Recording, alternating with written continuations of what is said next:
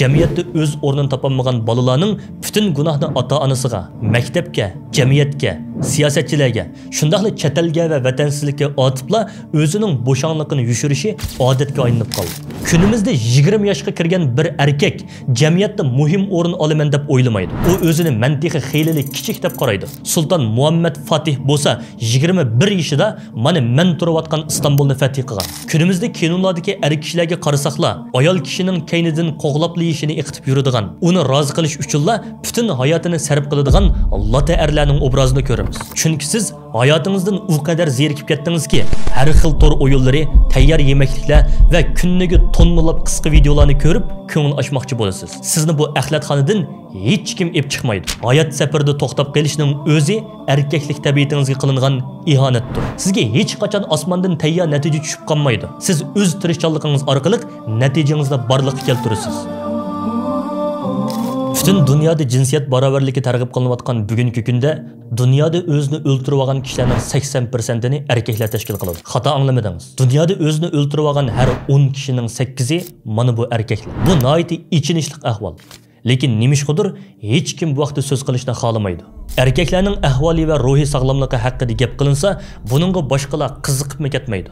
Hatta bir o'g'il bolni chaqirib, uning ruhiy yoki jismoniy sog'lomligi haqida masala boyliqligini so'rasangiz, vijdoni buni qabul qilolmay qoladi. Ammo kunimizda erkaklarning ruhiy tushkunligi qo'rqinchli darajada deyishga bo'ladi. Jamiyatda o'z o'rnini topolmagan bolalarning butun gunohni ota-onasiga, maktabga, jamiyatga, siyosatchilarga, shundaqli chet elga va vatansizlikka otiblar o'zining bo'shanliqini yushirishi odatga aylanib qoldi. Bizning Xitoyning bisimidan qutulganimizga o'ttirchi hisob bilan oldimizga 10 yil, kaynimizga bo'lsa 30 yilchi bo'lib qoldi. Bu nihoyatda qisqa vaqtdek bilinishi mumkin. Ammo biz chet eldagi bu tinch va rohat hayotga u qadar ko'nib ketdikki, hammasi o'zligidan bo'lib qolgandek va azaldan bodek tuyg'uda yashaymiz. Bu jarayonda xuddi dunyoda hech bir vazifamiz yo'qdek o'ylashga boshlaysiz. Davrimizning afzalliklariga bo'lasiz.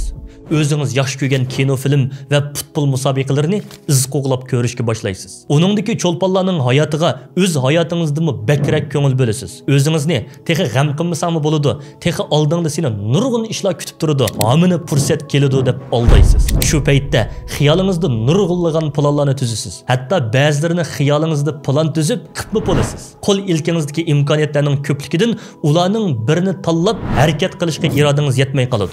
Kuningizning qandoq boshlab, qandoq o'tib ketganligini bilmayli qolasiz. Chunki siz hayotingizdan u qadar zerikib ketdingizki, har xil to'r o'yinlari, tayyor yemekliklar va kunniga tonnalab qisqa videolarni ko'rib, ko'ngil ochmoqchi bo'lasiz. Jamiyatda yuz bergan ishlarga o'zingizning shaxsiy ishidami bakrak ko'ngil bo'lasiz. Xabarlarning bo'lsa, faqat temasini o'qiysiz. Chunki ular shu qadar ko'pki, temasini o'qish orqali hammasidan xabardor bo'lishga tirishsiz. Mana bu ishlar kunlarcha, oylarcha va yillarcha davom qiladi. Keshdagi ishlaringiz atiga qo'yiladi. Bu yilgi ishlaringiz kelarki yilga qoldiriladi. Siz bo'lsangiz, amini bir kuni o'zgarish xiyolida yashaysiz. Xuddi birisi kelib, sizni uyqungizdan uyg'otadi. Lekin hargiz undaq bo'lmaydi. Sizni bu axlatxonadan hech kim ep chiqmaydi. Bu shirin xiyollar sizning texi to'liq yetilib bo'lmaganligingizdan derak beradi. Chunki siz o'zingizning biologik tabiatiga xiyonat qildingiz. Teximi u chiqib aytganda erkaklik tabiatingizga. Er kishining biologik maqsadi hammamizga ma'lum.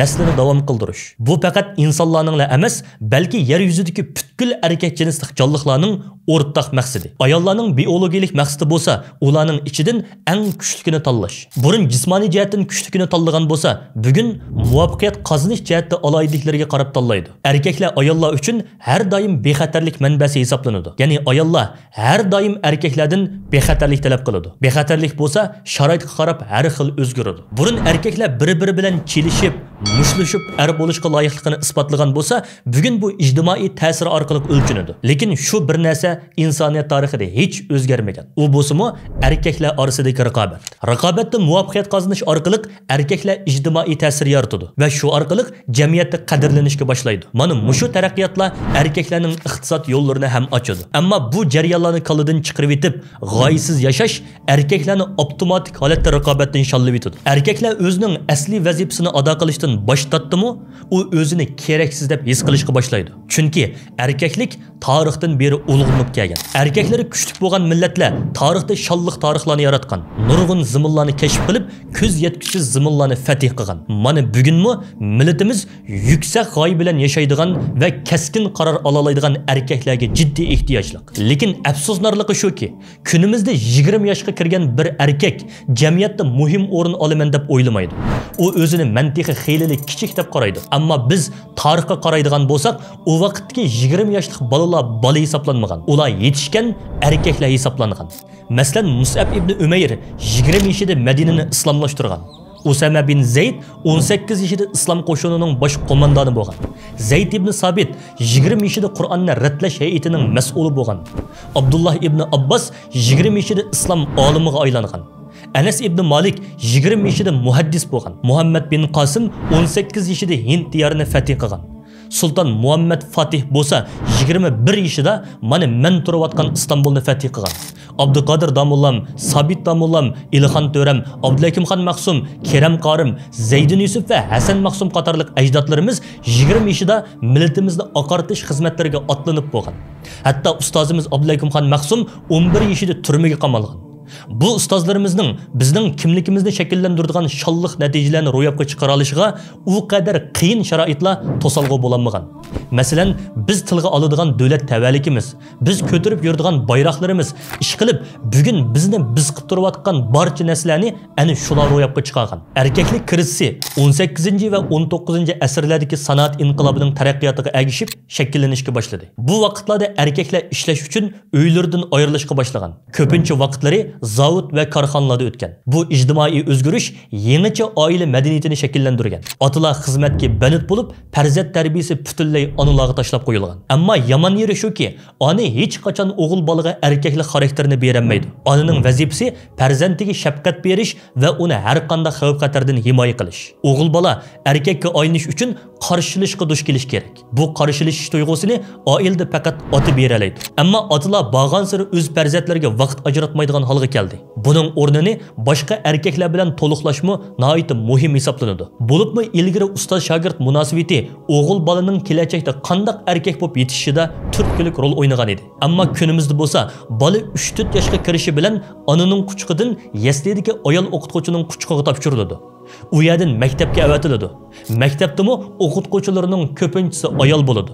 Shunda qilib erkaklik xarakteri yetiladigan eng muhim mezgillarning hammani bir bola ayol kishining tarbiyasida o'tkazadi. U bola cho'ng bo'lgandan keyin o'zi ko'nib qolgan ona mehrini jamiyatdan kutishga boshlaydi. Buningdan xatarligi boshqa ayollardan ta'ma qilishga boshlaydi. 30 yoshga kirib turibmi o'zini texi kichik bola deb o'ylaydi va bola vaqtidagi ona shafqatini seg'inib yashaydi. Ammo reallikdagi hayot ona mehri bilan osmon zamin farq qiladi. Otsiz o'g'il bola cho'ng qilayotgan onalar bo'lsa, farzandiga ham ona ham ota mehrini berishga tirishadi. Ular bir tarafdan farzandiga mehr berib, uni har turli qiyinchiliklardan saqlash kerak. Yana bir tarafdan uning kelajagini o'ylab, uni ba'zi narsalarga majbur qilish kerak. Ammo bu oson emas. Bola tarbiyasida otaning rolini tushunish uchun Amerikada berilgan bir tadqiqotga nazar solib o'tamiz.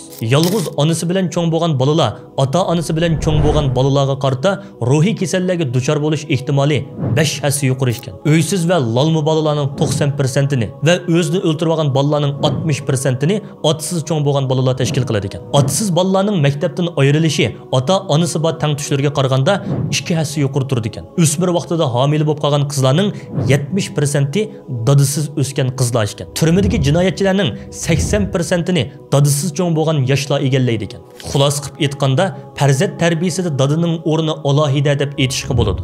Yana bir tarafdan atalmish zamonaviy madaniyatmi erkaklikni o'ltirish uchun bor kuchi bilan tirishayotdi. Buning orqa ko'rinishi haqida inshaalloh keyingi suhbatlarimizda tafsiliy to'xtalamiz. Kunimizda kinonlardagi erkaklarga qarasaqlar, ayol kishining kaynidan qo'g'laplayishini iqtib yuradigan, uni rozi qilish uchunla butun hayotini sarf qiladigan lata erlarning obrazini ko'ramiz. Ammo qiziq yeri, haqiqiy ayol kishilar bundaq erlardan nafrat qiladi. Chunki er kishi bir oilaning turiki va jamiyat omonligining kapolati hisoblanadi. Erkak kishi iste'molchi emas, amaliyotda ishlab chiqaruvchidir. Biz videoning beshida raqobat haqida paranglashgan edik. Raqobatning eng asosiy omili ishlash. Men ishlashni yoqtirmayman degan er kishining men talog'i chiqmayman deb yig'ilgan boladan hech bir farqi yo'q. Tirishib xizmat qilish bu sizning erkaklik majburiyatingiz.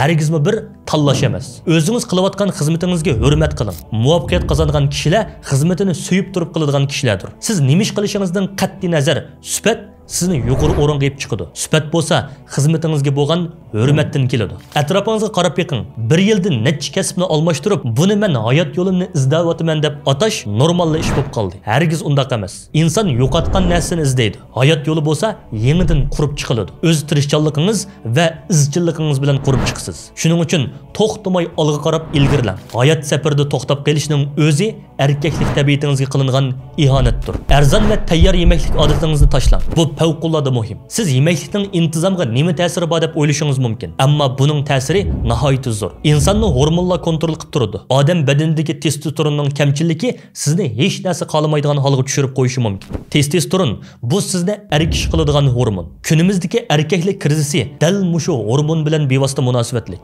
Bir tadqiqotda o'ttirg'i qo'yilishicha 1980-yildan beri erkishi badanidagi testosteron hormoni har yili o'ttirchi hisob bilan 1% tuvallanmoqda. 100 yilning oldidagi erkak bilan kunimizdagi erkakning orasida 20% testosteron farqi bor. Bu eng tuvan hisob. Agar sizning badan egriliginiz yuqori bo'lsa, bu nisbat 50% ga chiqishi mumkin. Bu deganlik biz ota-bobolarimiz darajasidagi erkaklar emas. Testosteronning tuvanlishi ruhiy besim, bo'shanliq, tuvan kayfiyat, semizlik va kuchsizlikka sabab bo'ladi. Ya'ni siz erkaklik xususiyatlarini yo'qotishga boshlaysiz. Testosteronni yaxshilashning eng oddiy usuli badan chiniqtirish va sog'lom oziqlanish odatini yetildirish va tatliq narsalardan uzoq turishdir. Shuni yaxshi tushunishingiz kerak. İnsan iradəsinin şəkillənishiga ruhiy sog'lomlik bilan tang jismoniy sog'lomlikning favqulodda ta'siri bor. Eng muhimi, hargiz bana sabablarga yo'l qo'ymang. Agar siz hali ham birlari tufaylidan hayotim yaxshilanmayotdi deb o'ylayotgan bo'lsangiz, demak siz texnika cho'ng bo'lmadingiz. Hech kim sizga qarshi emas. Hech kimning sizga to'salg'i bo'lmagani yo'q. Hech kimni ayblab yurmang. Chunki buning sizga hech bir foydasi yo'q. Jamiyatimizga intizomchan, mas'uliyatchanligi kuchli va nishoniga qarab uzluksiz ilgarilaydigan irodalik erkaklar kerak. Men bu munosabat bilan sizni mana mushundaq erkak bo'lishga chaqiriq qilaman. Sizga hech qachon osmondan tayyor natija tushib qolmaydi. Siz o'z tirishchanligingiz orqali natijangizni borliqqa keltirasiz. Agar biz bilan o'xshash bir izni bo'ylab manzilga yetmoqchi bo'lsangiz, bizga ergishib eling. Biz siz bilan kunimizdagi erkaklarimiz duch kelayotgan xirislar haqida kuchimizning yetishcha tushuncha berishga tirishimiz. Shundaqla yoshlarimiz ehtiyojli bo'layotgan diniy, milliy, siyosiy, ijtimoiy va iqtisodiy temalar haqida to'xtalish orqali inshaalloh bir oiladek tang ilgirlashga tirishchilik ko'rsatamiz. Chunki biz bir ajdodning bir qancha avlodlari. Biz dunyoning har qaysi joylariga chechilib ketgan bo'lsaqmi, ajdodlarimizning iziga izbosar bo'la olsaqla, yana bir oila kishilarga aylana olamiz va o'z manzilimizga salomat yeta olamiz. Chunki izsiz yo'lsiz manzil bo'lmas. İzbasarlar ana shu ajdodlarning izchilaridir. Mushu yagicha savr qilib anglaganligingiz uchun rahmat. Siz bilan Hidoyat Musajon.